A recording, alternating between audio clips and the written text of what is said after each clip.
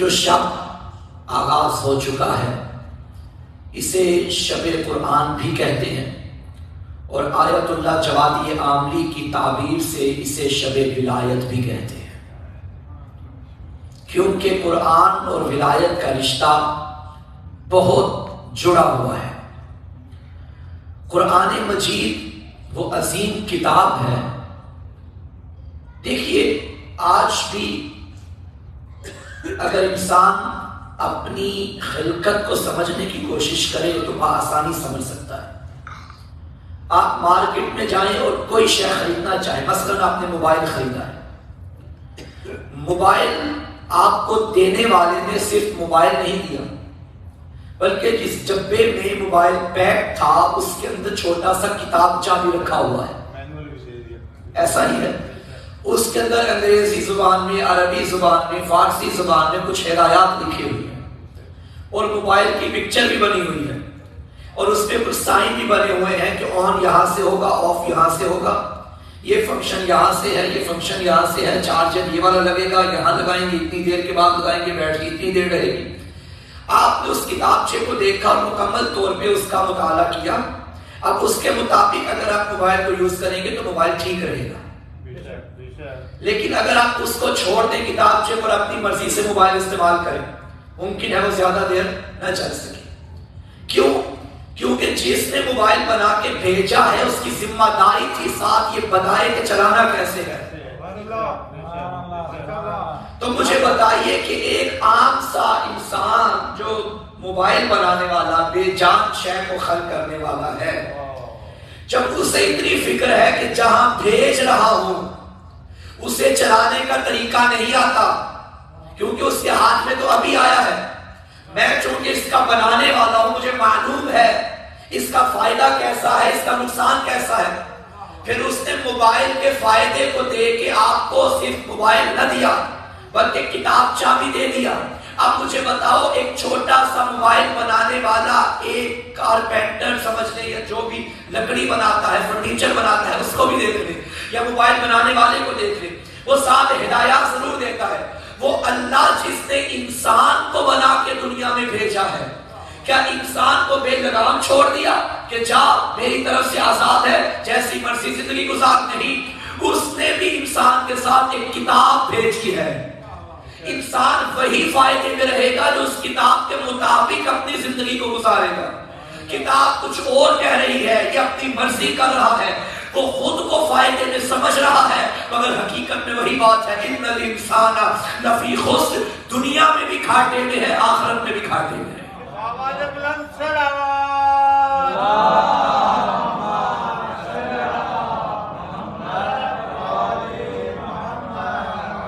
اس کتاب کو سمجھنے کی ضرورت ہے۔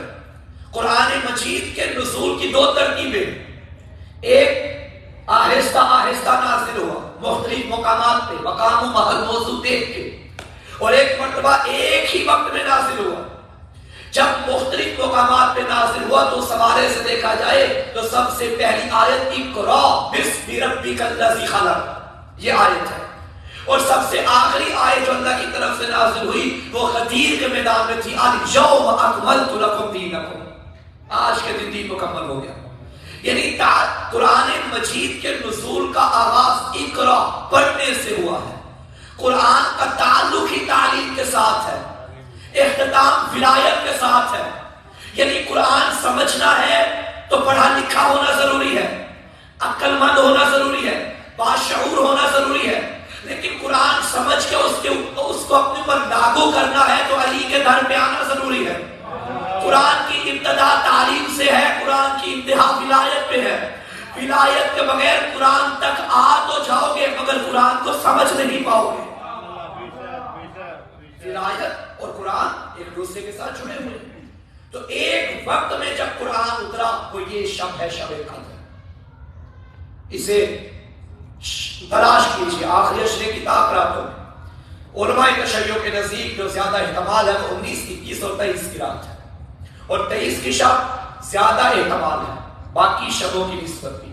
ہمارے برادران کے ہاں 27 کو زیادہ اہمیت دی جاتی ہے اور ہمارے ہاں 23 کی شب کو، اور یہ اتنی عظمت والی رات ہے۔ مثلا میں آپ کو سادہ سی مثال دوں، ایک بزرگ مولانا آپ نے یہاں بلانے ہیں درس و تدریس کے لیے، اور کسی بچے نے آپ سے پوچھ لیا کہ وہ مولانا کہاں سے آ رہے ہیں، ان کا بیک گراؤنڈ کیا ہے، ان کی تعلیم کتنی ہے. آپ پہلے مولانا کا تعارف کرواتے رہیں گے، لیکن جب آپ سمجھیں گے کہ اس سے بہتر میں نے مزید تعارف کروایا تو بچہ سمجھ نہیں پائے گا. پھر آپ آخرکار بچے کی سینس اور اس کی عقل کے معیار کو دیکھتے ہوئے کہتے ہیں کہ بیٹا تم کیا جانو کہ وہ مولانا کیا ہے. یہ جو تم نے کہا بچے کو کہ تم کیا جانو، اس کا مطلب ہے کہ اب جو مولانا کی تعریف ہے وہ بچہ نہیں سمجھ پاتا. اللہ نے پہلے انسانی عقل کو دیکھتے ہوئے شب قدر کا تعارف کروایا. پہلا تعارف اس شب کا یہ ہے اِنَّا أَنزَلْنَاهُ فِي لَيْلَةِ الْقَدْرِ، اس رات میں ہم نے قرآن کو نازل کیا. اب اللہ چاہتا تھا کہ میں مزید تعارف کرواؤں، مگر دیکھ لیا کہ انسانی عقل اس معیار پہ پہنچ ہی نہیں سکتی کہ جو فضیلت اس رات میں موجود ہے. انسانی عقل کو بھی دیکھا، شب قدر کی عظمت کو بھی دیکھا، پھر شب قدر کے خالق نے خود فرما دیا وَمَا أَدْرَاكَ مَا لَيْلَةُ الْقَدْرِ، تم کیا جانو کہ شب قدر کیا ہے، تم کیا جانو. یعنی ہماری عقلوں سے بھی ماورا بالا تر. اب پھر مزید تعارف کروایا لیلۃ القدر خیر من الف شہر، 1000 مہینے سے افضل شب قدر. یعنی 1000 مہینے کی راتیں ایک طرف اور یہ شب قدر ایک طرف. کیوں؟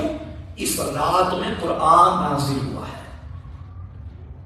اب فکرہ کہہ دو، جس رات میں قرآن نازل ہوا وہ باقی راتوں جیسی نہیں، تو جس ذات میں قرآن نازل ہوا،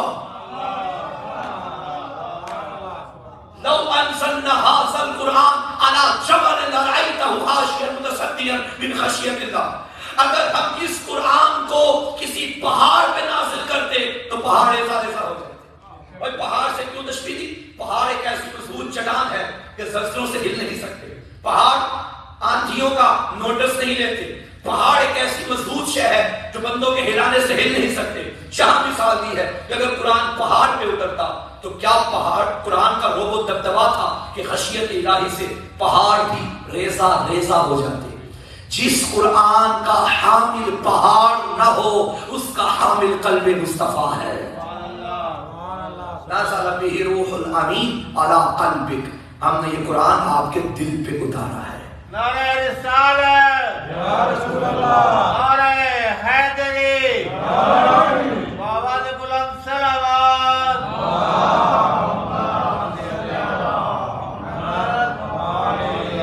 آج چونکہ مرحومین کے سال ثواب کی مجلس سے ہمارے برادر زیوکار نے اپنے والد مرحوم کے سال ثواب کی مجلس کا انعقاد کیا، تو میرا خیال ہے اس سے بہتر اور موضوع ہو ہی نہیں سکتا بخشش کا.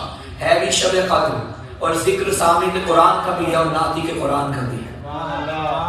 تو سامعین گرامی قدر، یہ قرآن کہاں اترا؟ قلب محمد. قلب محمد کی شان کیا ہے؟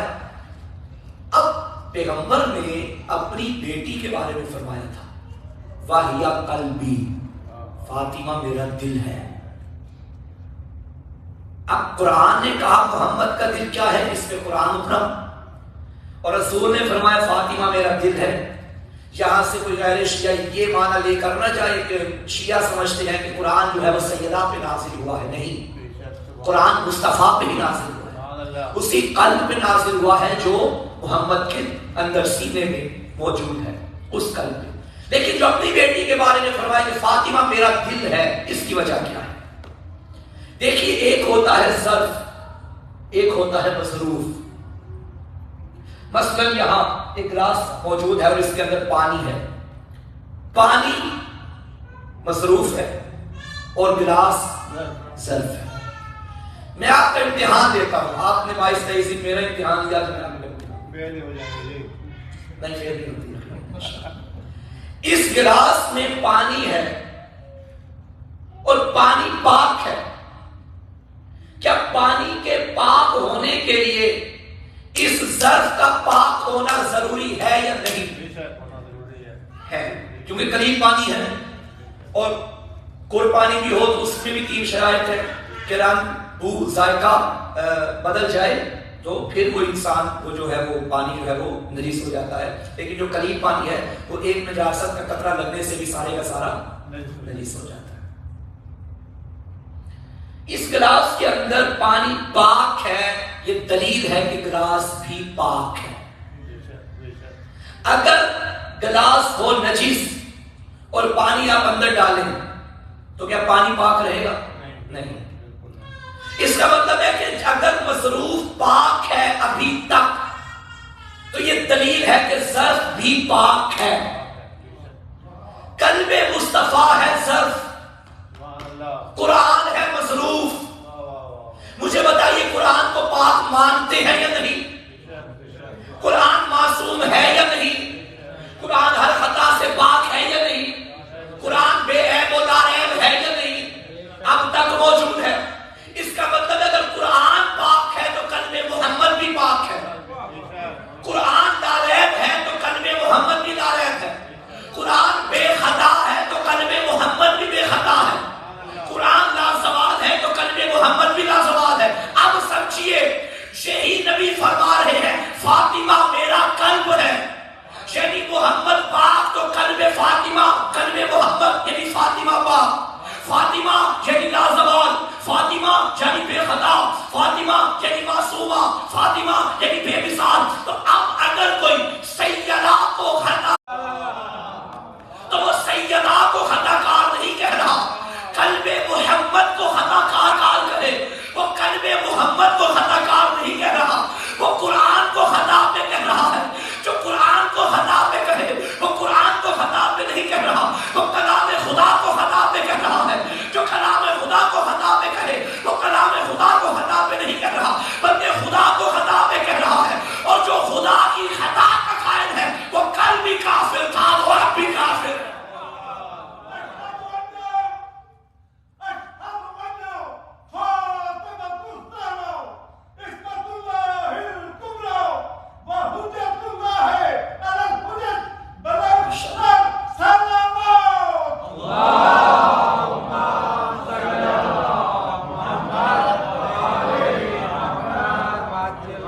یہ قرآن مصطفیٰ کے دل پہ اترا ہے، دل پہ اترا ہے.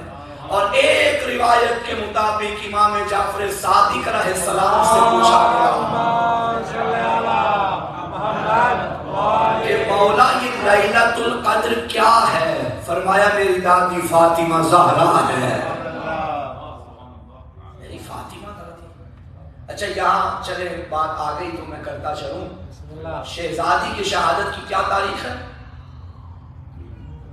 3 جمادی الثانی. بعض مناتے ہیں 13 جمادی الاول. ایسا ہی ہے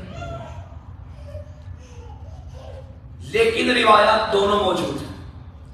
13 جمادی الاول کی بھی موجود ہے، 3 کی بھی موجود ہے. کیوں؟ کیونکہ بعض روایات یہ ہیں کہتی ہیں کہ رسول اللہ کی وفات کے بعد، آپ کی شہادت کے بعد شہزادی اس دنیا میں 75 دن زندہ رہی. اور بعض کہتے ہیں لکھا ہوا ہے کہ نہیں 95 دن زندہ رہی. سنتے ہیں نا وہ سارے 75 یا 95 دن. اگر ہم 75 والی روایت کو دیکھیں تو 28 صفر کے بعد 13 جمادی الاول شہادت بنتی ہے. اور اگر ہم 95 والی دیکھیں تاریخ تو 28 صفر کے بعد 3 جمادی الثانی شہادت بنتی ہے. روایتیں دونوں ہیں. ہم منائیں تو کون سی منائیں؟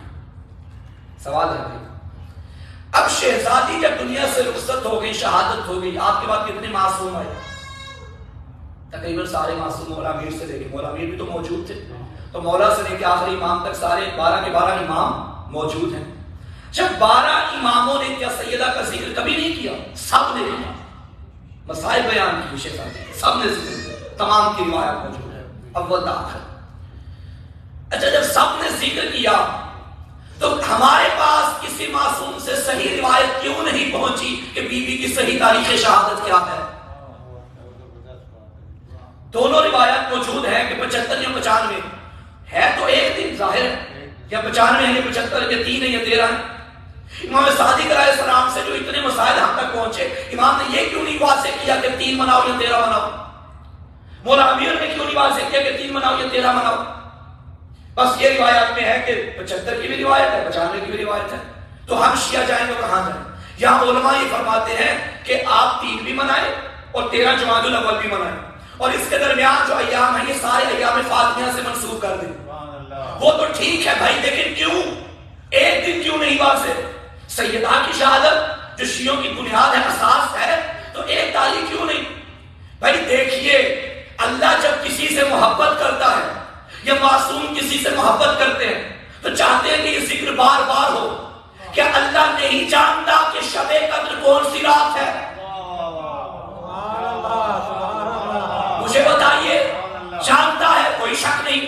اچھا، اللہ کے جو نمائندے ہم تک پہنچے، کیا رسول خدا سے لے کے آخری امام تک کوئی نہیں جانتے کہ کون سی شب قدر ہے؟ جانتے ہیں. پھر کیوں روایت ہم تک واضح اور صحیح اور اتھینٹک نہیں پہنچی کہ 23 مناؤ یا 27 مناؤ یا 21 مناؤ یا 25 مناؤ یا 29 مناؤ؟ کیوں؟ کیونکہ معصوم کو بھی لیلۃ القدر سے بڑی محبت ہے.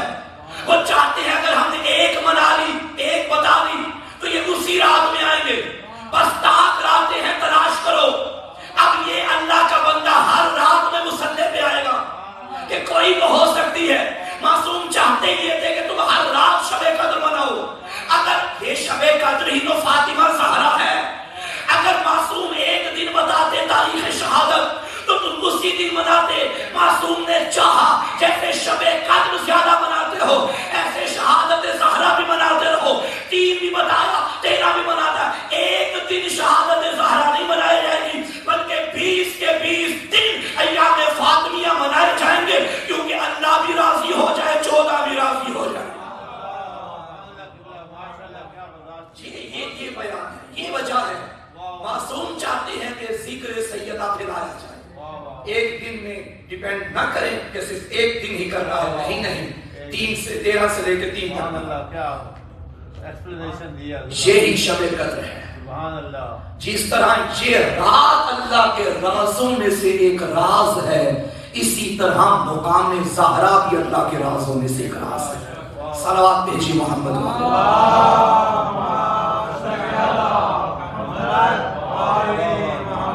اور دیگر صلوات بھیجی سیدہ کی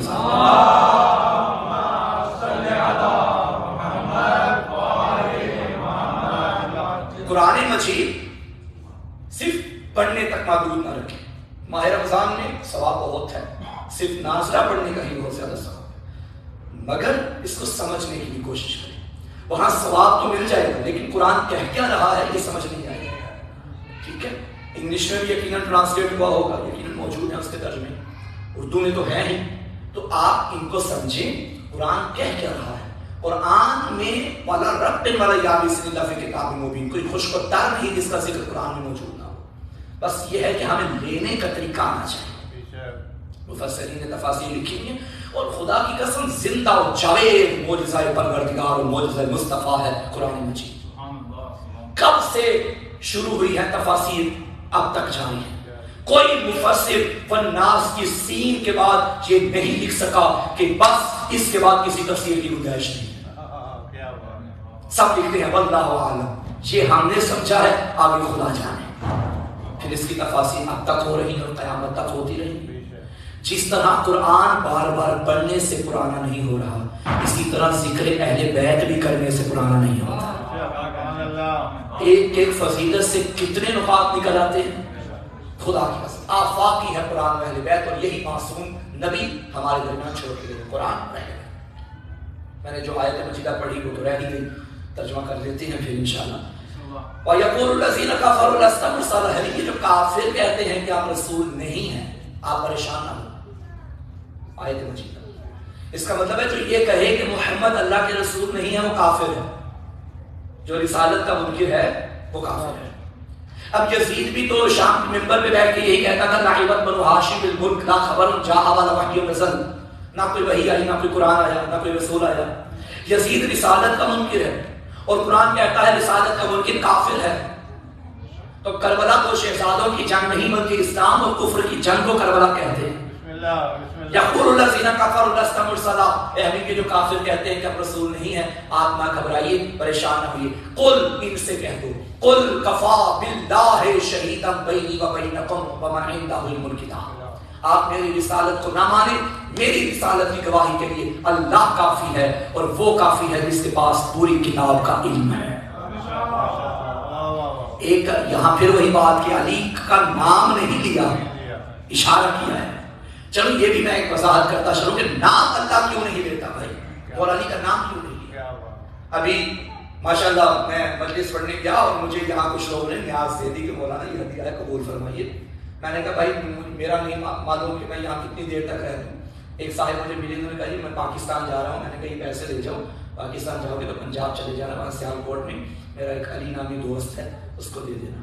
اچھا یہ نکلے اور یہ بات تیسرا بندہ بھی سن رہا تھا، اس اللہ کے بندے نے یہ بات فیس بک پہ ڈال دی کہ مولانا محسن کاظمی کے اتنے ڈالر لے کے ایک صاحب آسٹریلیا سے جا رہے ہیں پاکستان، اور وہاں سیالکوٹ میں علی نامی کا ایک دوست ہے، اس کو یہ پیسے دیں گے۔ اب یہ یہاں سے چلے، جیسے ہی پاکستان پہنچے، اب سیالکوٹ میں جتنے علی تھے وہ سارے ایئرپورٹ پہ آ کے کھڑے ہوئے۔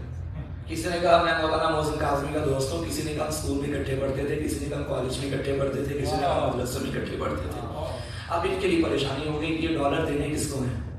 اب دینے کسی کو تھے، یہ کسی اور کو دے بیٹھے، کیونکہ نام دے کے میں نے بھیجا تھا۔ لیکن اگر میں نے نام کی جگہ کہا ہو کہ بھائی وہاں کسی نام کو چھوڑیں، آپ سیالکوٹ چلے جائیں، سیالکوٹ کے فلاں محلے میں، اس محلے کے فلاں گلی میں، گلی کے فلاں نمبر گھر میں، گھر کا گیٹ اس کلر کا ہے، چھت پہ مولا کا علم لگا ہے، یہ علامتیں ہیں۔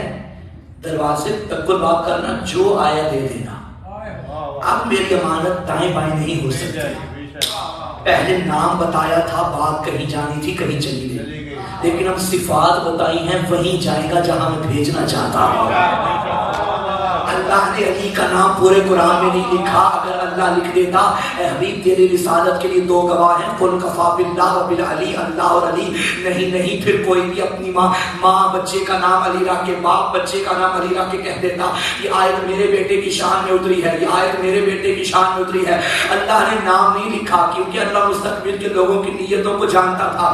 اللہ نے فرمایا میں گواہ ہوں، فمن عنده علم الکتاب، اور جس کے پاس پوری کتاب کا علم ہے، تلاش کرو وہ کون ہے جو منبر کوفہ پہ بیٹھ کے کہتا تھا سلونی سلونی قبل ان تفقدونی۔ صرف اتنا نہیں فرمایا بلکہ فرمایا لو سنیت لی وسادت فجلست علیہا لافتیت اہل التوراۃ بتوراتہم حتی ینطق التوراۃ فیقول صدق علی، لافتیت اہل الانجیل بانجیلہم حتی ینطق الانجیل فیقول صدق علی، لافتیت اہل الزبور بزبورہم حتی ینطق الزبور فیقول صدق علی، لافتیت اہل القرآن بقرآنہم حتی ینطق القرآن فیقول صدق علی۔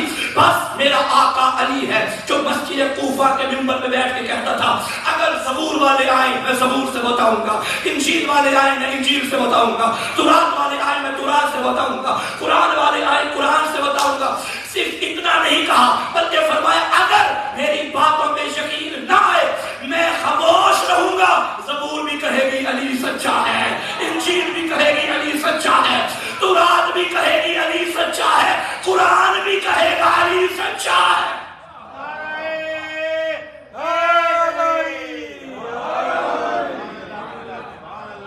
یہ صفت بیان کی ہے، لائے کوئی مائی کا لال ایسا بچہ جو ازل تا ابد ہر علم کو جانتا ہو، بس میرا مولا علی ہے۔ اب جنہیں چاولوں کے نیچے بوٹیاں نظر نہیں آ رہی وہ کیا جانے کہ دعوی سلونی کیا ہوتا ہے؟ توجہ ہے یا نہیں؟ سامعین گرامی قدر، اچھا یہاں اللہ نے فرمایا کہ تیری رسالت کے کتنے گواہ ہیں؟ دو، اللہ اور ومن عنده علم الکتاب، جس کے پاس پوری کتاب کا علم ہے۔ اعمال بھی ہوں گے، بس میں بات کا روز کروں، زیادہ واضح وضاحت طلب بات ہے لیکن نہیں کرتا انشاءاللہ۔ اللہ رسالت کا گواہ اور جس کے پاس پوری کتاب کا علم ہے۔ اللہ نے فرمایا تیری رسالت کی گواہی میں دوں گا، میں۔ اب مجھے بتائیے شاہ صاحب، میرا خیال ہے تقریباً سب سے انکل ہوں گے، آپ ہوں گے میرے خیال چھوٹے، چل آپ اللہ سلامت رکھے، سایہ قائم رہے۔ آپ نے کبھی کسی کتاب میں پڑھا ہو یا کسی مولانا سے سنا ہو کہ جو ابو جہل تھا وہ اللہ کو نہیں مانتا تھا، رسول کو نہیں مانتا تھا، اور اللہ نے آ کے ابو جہل کو بتایا ہو کہ کیوں نہیں مانتا، میں گواہی دیتا ہوں یہ میرا رسول ہے؟ نہیں۔ ابو لہب سے اللہ نے کبھی بات کی ہو؟ نہیں۔ مشرکین مکہ میں سے کسی مشرک سے بات کی ہو؟ منکرین رسالت میں کسی منکر سے بات کی ہو؟ اللہ نے کبھی بات ہی نہیں کی کسی سے۔ اور اللہ قرآن میں فرما رہا ہے تیری رسالت کی گواہی میں دوں گا. میرا اللہ تو بات کرتا نہیں کسی سے. ایک سے کی تھی، اسے بھی کوہ طور پہ بلایا، اس کو بھی خود دکھایا ہی نہیں، خود کو دکھایا نہیں بلکہ شجر کے ذریعے باتیں کرتا رہا. اللہ اللہ موسیٰ تکلیما، تجلی اللہ کی ذات سامنے ہی، لیکن موسیٰ برداشت نہیں کر سکے. جب تیرا کریم تجھے نہیں دیکھ سکا تو مکے مدینے کے منافق اور منکر تجھے کیا دیکھ لیں گے؟ اور تو نے یہ فرمایا ہے کہ رسالت کی گواہی میں دوں گا، بات تو کسی سے کرتا نہیں، نظر کسی کو آتا نہیں. ہائے ہائے ہائے بھائی اتنی واضح توحید ہے محسن کاظمی. میں خود بات نہیں کرتا، میں نے ایک کلام بھیجا ہے، یہ کلام میرا کلام ہے، یہ بول کے بتائے گا کہ یہ میرا نبی ہے. میں قرآن پہ لانا چاہتا تھا آپ کو. قرآن بتائے گا کہ محمد اللہ کے رسول ہے.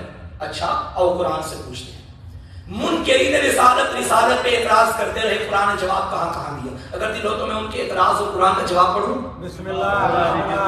منکرین رسالت نے تانا دیتے کہا لست مرسلا، تو رسول نہیں ہے. قرآن نے فوراً جواب دیا انک لمن المرسلین، حبیب تو رسولوں میں سے ہے. منکرین رسالت نے تانا دیتے کہا انت بمجنون، تو دیوانہ ہے. قرآن نے جواب دیا ما انت بنعمت ربک بمجنون، تیرے رب نے تجھے دیوانہ تو نہیں بنایا. منکرین نے تانا دیتے کہا کہ شاعر مجنون، یہ شعر و شاعری کرتا ہے، تخیلات کی باتیں کرتا ہے. قرآن نے جواب دیا وما علمناہ الشعر وما ينبغي له، ہم نے حبیب کو شعروں کی تعلیم تو نہیں دی اور نہ ہی اس کے شاعر نشان ہے. منکرین رسالت نے تانا دیتے کہا قالوا ما لهذا الرسول يأكل الطعام ويمشي في الأسواق، یہ کیسا رسول ہے جو کھانا بھی کھاتا ہے بازاروں میں بھی چلتا ہے. قرآن نے فوراً جواب دیا ما ارسلنا قبلک من المرسلین الا انهم ليأكلون الطعام ويمشون في الأسواق. حبیب نہ گھبرا، تجھ سے پہلے جتنے رسول آئے سارے کھانا کھاتے تھے، سارے بازاروں میں چلتے تھے. اب مجھے دکھ ہوگا اس بندے پہ جو اس جملے پہ بھی خاموش رہا. منکرین تانا دے رہے ہیں، قرآن جواب دے رہا ہے. اسی طرح ایک مرتبہ تانا دینے والوں کو تانا دینے کا موقع مل گیا اور کہنے لگے اے محمد اللہ نے تجھے بیٹے دیے تھے واپس دے لیے، اب تیرا بیٹا کوئی نہیں، بیٹا نہیں تو نسل نہیں، نسل نہیں تو مشن نہیں، مشن نہیں تو اسلام نہیں، کہاں جائے گا؟ حیرت کردگار کو جلا لایا. حبیب نہ گھبرا، یہ جن کے بیٹے ہیں یہ مر جائیں گے. انا اعطیناک الکوثر، تجھے کوثر عطا کی ہے، ہم نے تجھے فاطمہ عطا کی ہے.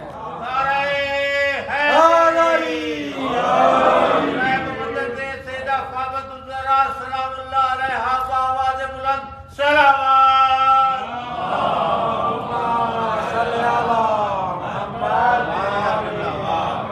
رسالت کی گواہی دینے والا بھی قرآن ہے. ہم نے تجھے کوثر. اچھا سورہ کوثر مختصر سورہ ہے لیکن پوری قرآن کی حفاظت کا ضامن ہے. اللہ نے فصاحت کوثر، کوثر سورہ کوثر میں کتنی دفعہ اللہ نے حبیب کو پکارا؟ پہلے بتائیں اس میں آیتیں کتنی ہیں؟ 3.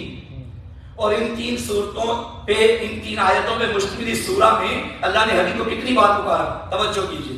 اعطیناک کا تجھے عطا کی ہے 1 مرتبہ. صلی تو نماز پڑھ 2 مرتبہ. لے ربی کا اپنے رب کی 3 مرتبہ. وانحر تو قربانی دے 4 مرتبہ. شانی آقا تیرا دشمن 5 مرتبہ. ایک کوثر میں 5 مرتبہ محمد ایسے ہی لگ رہا تھا جیسے ایک چادر میں 5 محمد آ گئے تھے.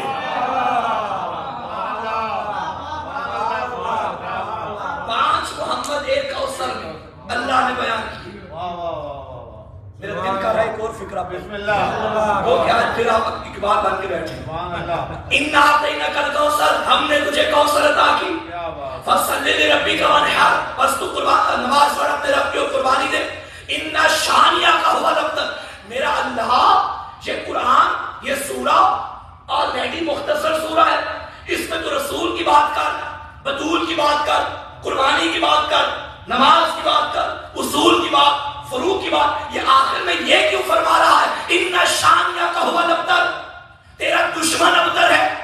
یا اللہ بطول کے قصیدے پڑھ، یہ دشمنوں کی بات کیوں کر رہا ہے؟ بعید نہیں آوازیں تو ہی گئے. ذکر سیدہ کا طریقہ بتا رہا ہوں، مکمل نہیں ہوگا جب تک تولا کے ساتھ آخر میں تبرہ نہیں کرو گے.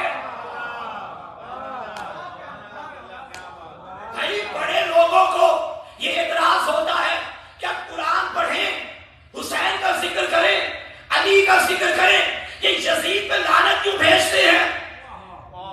چھوڑ دیں یزید کو، وہ جانے، اللہ جانے، اگر اس نے غلطی کی ہی ہے وہ جانے، خدا جانے، وہ حساب کتاب لے گا۔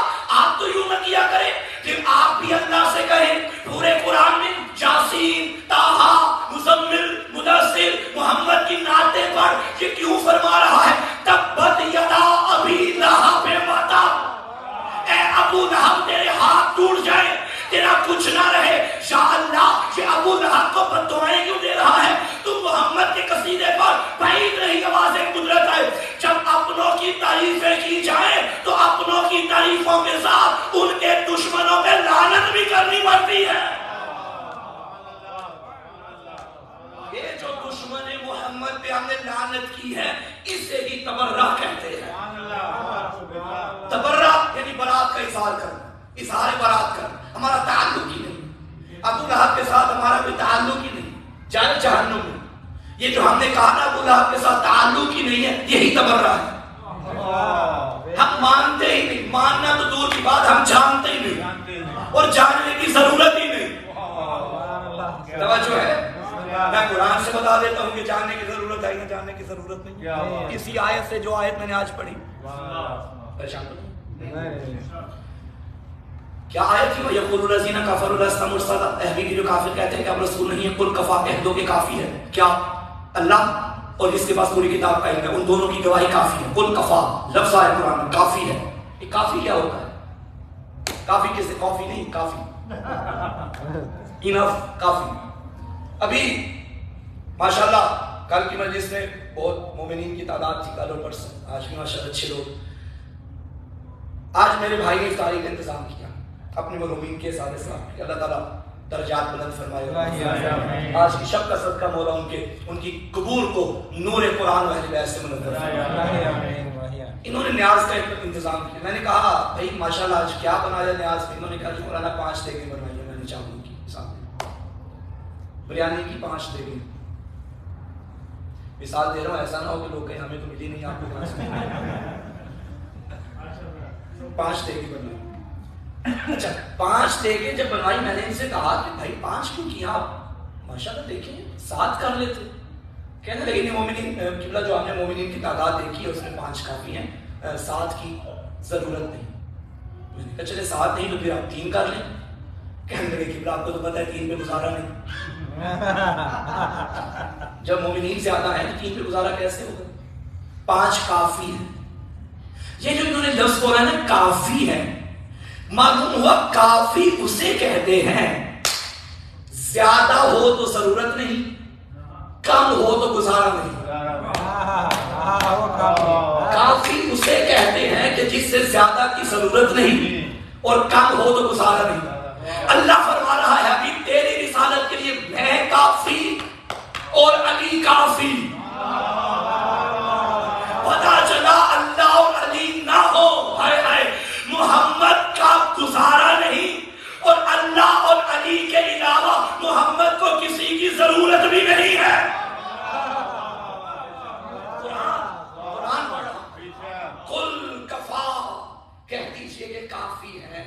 اور ہماری ضد میں کچھ لوگوں نے لکھا میرے لیے اللہ ہی کافی ہے، قرآن کافی ہے، میرے لیے اللہ ہی کافی ہے۔ بھائی کافی محمد نے نہیں فرمایا کہ صرف اللہ کافی، آیت ہے فمن، وہ بھی کوئی من ہے۔ اب یہ من کون ہے؟ وَمِنَ النَّاسِ مَن يَشْرِي، یہ وہی من ہے جو ہجرت کی رات من تھا، جسے ابھی بھی من کی سمجھ نہیں ہے۔ یہ وہی من ہے جو غدیر کے پہلا پالانوں کے منبر پہ تھا، من کنت مولا، یہ وہی من ہے۔ من عندہ علم الکتاب، رسالت کی گواہی کے 2 گواہ اللہ اور علی، اللہ یعنی قرآن اور علی، یہ رسالت کے گواہ ہیں۔ آج بھی مسجدوں سے اشہد ان محمد رسول اللہ کی صدا آتی ہے یا نہیں آتی؟ آتی ہے۔ اس کا مطلب ہے رسالت زندہ ہے۔ اگر رسالت زندہ ہے تو پھر اس کے گواہ بھی زندہ ہونے چاہیے۔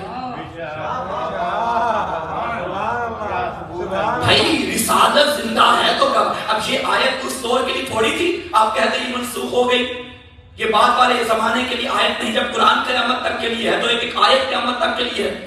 تو قرآن میں موجود ہے کہ رسالت ہے تو اس کے دو گواہ ہیں، ایک اللہ یعنی قرآن اور ایک وہ جس کے پاس پوری کتاب کا علم ہے۔ تو اگر قرآن زندہ ہے اپنی اصلی حالت میں آج تو ماننا پڑے گا کہ اسی کا صدقہ ہے کہ رسالت زندہ ہے۔ من عنده علم الکتاب، یہاں بھی صفت رکھی، نام نہیں لیا۔ لوگ کہہ سکتے تھے اگر علی کا نام آتا اور لوگ کہہ سکتے تھے علی تو 21 سال کو دنیا سے چلے گئے، اب کون ہے جو رسالت کا گواہ ہوگا؟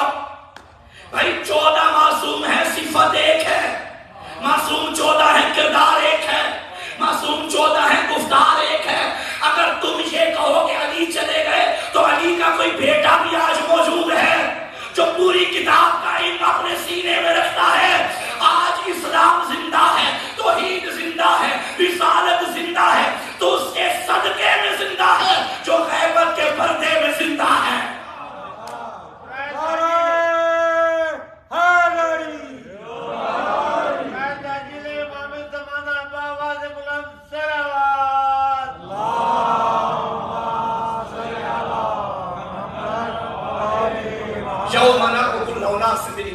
ہم ہر انسان کو اس کے امام کے ساتھ اٹھائیں گے۔ جناب سلمان و ابو ذر علی کے ساتھ اٹھیں گے، عباد بن تغلب امام صادق علیہ السلام کے ساتھ اٹھیں گے، حضرت کمیل مولا امیر کے ساتھ اٹھیں گے، حبیب ابن مظاہر حسین ابن علی کے ساتھ اٹھیں گے، ابو حمزہ سمالی امام سجاد علیہ السلام کے ساتھ اٹھیں گے، ابو بصیر امام صادق علیہ السلام کے ساتھ اٹھیں گے، خواجہ ابا سرت امام رضا کے ساتھ اٹھایا جائے گا، تم اور میں امام زمانہ کے ساتھ اٹھائے جائیں گے۔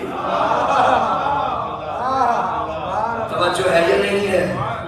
تو جس امام کے ساتھ ہم اٹھائے جائیں گے اسی کے ساتھ حشر ہے، اسی کے ساتھ نشر ہے۔ تو یاد رکھنا اس امام کی معرفت بھی بہت ضروری ہے۔ یہ امام موجود ہیں تو قرآن موجود ہے، قرآن موجود ہے تو یہ امام موجود ہے۔ انی تارکم فیکم مستقرین کتاب اللہ و اطرتی اہل بیتی، جو محمد چھوڑ دی گئے ہیں وہ دونوں ہمارے پاس موجود ہیں۔ یہی وجہ ہے قرآن بھی زندہ، اسلام بھی زندہ، اور یہ معجزہ پروردگار ہے۔